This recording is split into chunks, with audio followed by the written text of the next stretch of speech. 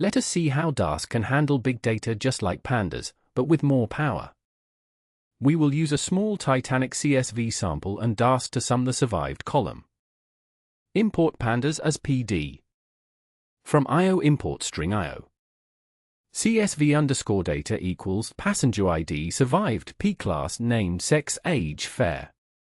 103 Brand, Mr. Owen Harris male 22 7.25. 211 Cummings, Mrs. John Bradley, Florence Briggs Thayer, female 38 71.2833. 313 Heikkinen, Miss Lena female 26 7.925. 411 Futrell, Mrs. Jack Heath, Lily May Peel, female 35 53.1. 503 Allen, Mr. William Henry male 35 8.05. 603 Moran, Mr. James male 27 8.4583. 701 McCarthy, Mr. Timothy J male 54 51.8625. 803 Palson, Master. Goster Leonard male 2 21.075. 913 Johnson, Mrs. Oscar W., Elizabeth Wilhelmina Berg, female 27 11.1333. 1012 NASA, Mrs. Nicholas, Adele Acom, female 14 30.0708 foot. With open, sample_titanic.csv, W, as F. F.write, CSV _data.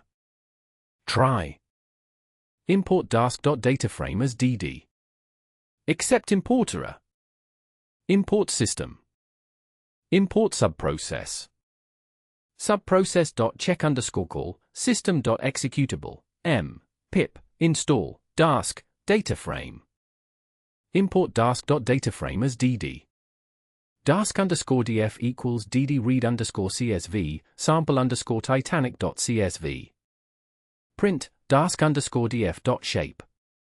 Print, Dask_df.head, 3. Total_survivors equals Dask_df, survived.sum.compute. Print, total survivors, Dask, total_survivors. Running the cell now. The output reveals an unexpected shape and content issue with a Dask data frame. The shape call returns a Dask expression instead of an easy-to-read tuple, and the .head, 3, prints corrupted rows where columns are misaligned, indicating the CSV may not have been parsed correctly.